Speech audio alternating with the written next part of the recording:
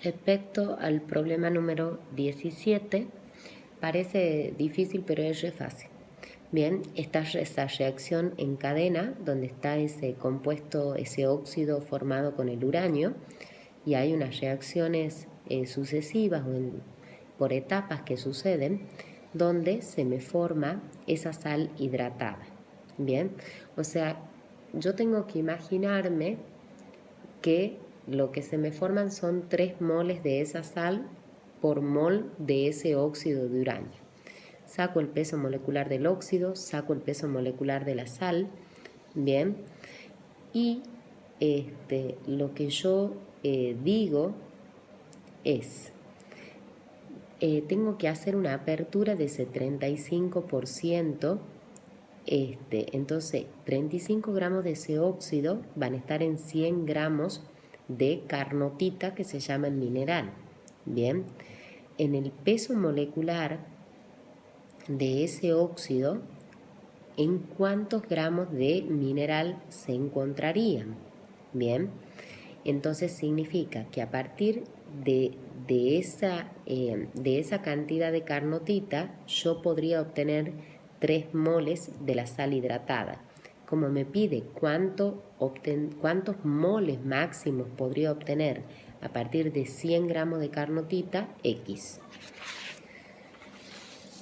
Respecto a la problema número 18, bueno, vemos esa sal, vemos el razonamiento que podría ser con el oro actuando con valencia 1, proveniendo del ácido metafosfórico, o puede provenir del ácido fosforoso, donde el oro actúa con valencia 3, donde el nombre correcto sería fosfato 3 de oro 3. Respecto al problema número 19, bien, tengo que hacer la estructura del ácido pirúvico y del ácido láctico. Lo tengo que saber de memoria. El ácido pirúvico es el ácido 2-cetopropanoico o también llamado ácido alfa-cetopropiónico. Recuerden que si utilizo la letra alfa, tengo que utilizar sí o sí el nombre vulgar de ese ácido, bien, que en este caso es el propiónico. Y en el caso del láctico es el ácido 2-hidroxipropanoico o si no alfa-hidroxipropiónico. Bien, yo les he sacado ahí en la hojita la fórmula molecular de cada uno. Hemos visto que en el pirúvico tiene hibridación sp2, el carbono, alfa. En cambio, si lo veo en el ácido láctico, el carbono alfa tiene hibridación sp3.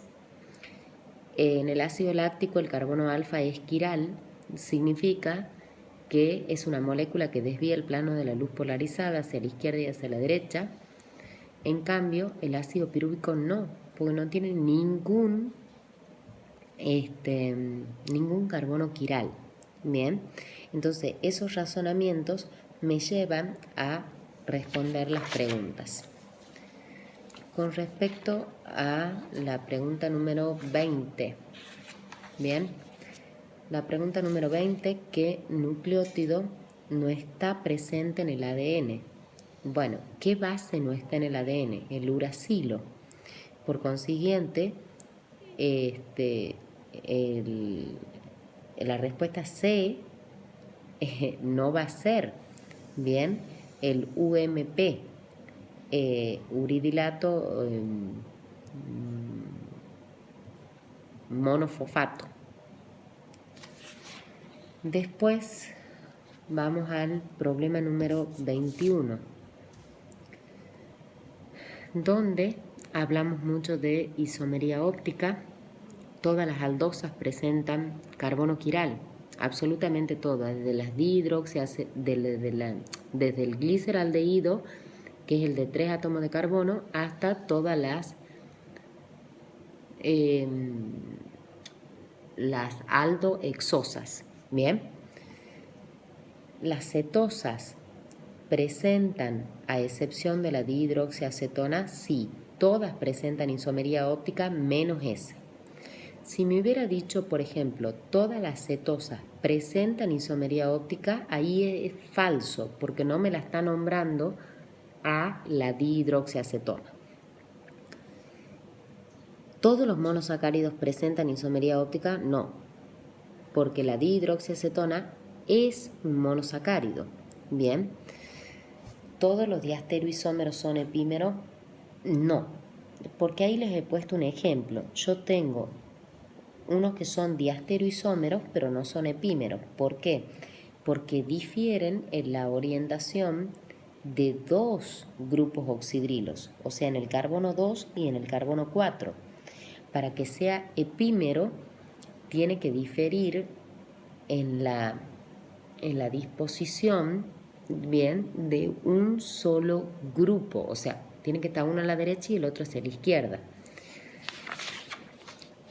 Respecto al problema número 22, bien, donde mi consejo es escribir de nuevo todas las fórmulas en base para poder hacer los razonamientos.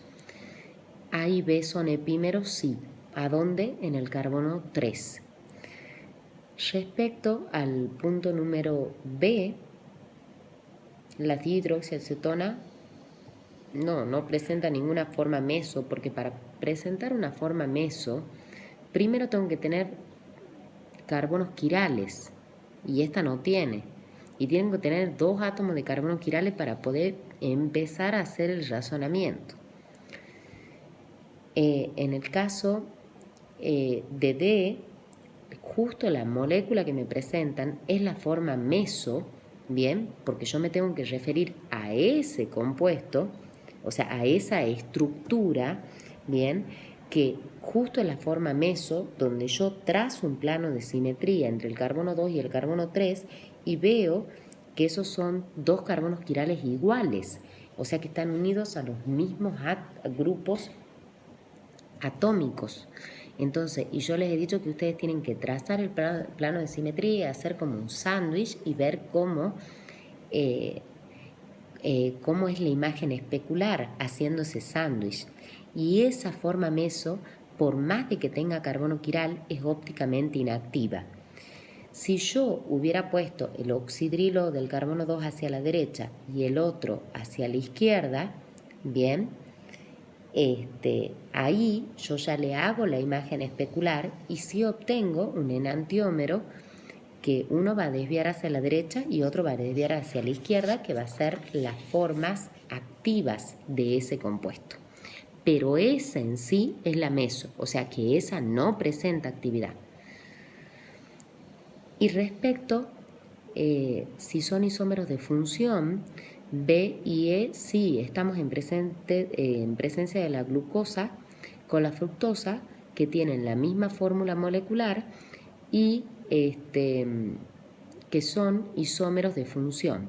Las dos tienen el grupo carbonilo, pero una está en forma de aldehído y otra en forma de cetona, en donde se dice que son isómeros de función. Cuando vamos al problema número 23, es un problema de lípidos.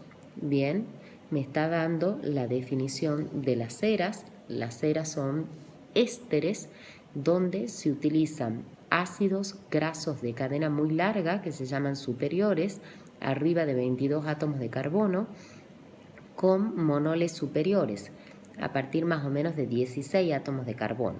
O sea que tienen la estructura de un éster convencional. Bueno, todos los ácidos grasos son monocarboxílicos, independientemente que sean saturados o insaturados. Bien, después hablamos la definición de lípidos, que es correcto, son insolubles en agua, solubles en solventes orgánicos, y después vamos al índice de saponificación. Recuerden, cuando yo les he explicado, el índice de saponificación son los miligramos de hidróxido de potasio necesario para saponificar 1 gramo de triglicérido.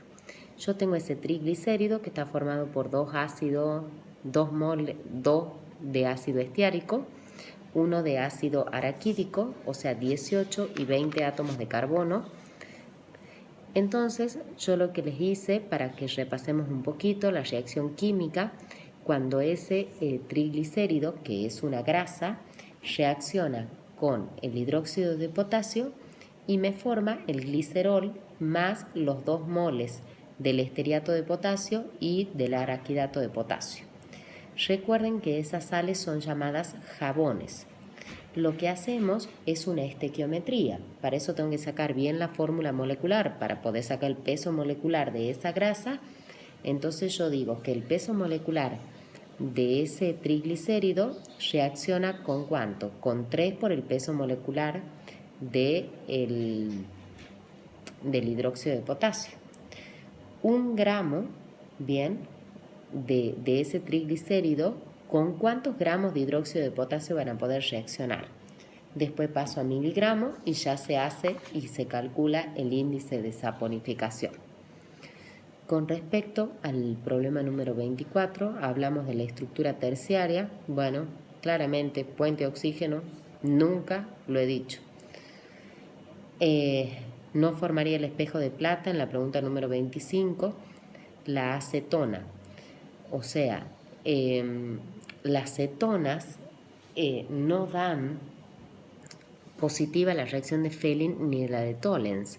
Recuerden que lo dan los aldehídos, bien, propanal, etanal, metanal, que ustedes quieran, los monosacáridos, los disacáridos, todos menos la sacarosa, los polisacáridos no, y cuando vamos a el ácido fórmico o el ácido metanoico, recuerden que el libro dice que tiene una parte que si se lo ve como aldehído y otra parte que se lo ve como ácido. Entonces sería el único ácido, entre comillas, que daría positiva la reacción de Fehling y de Tollens.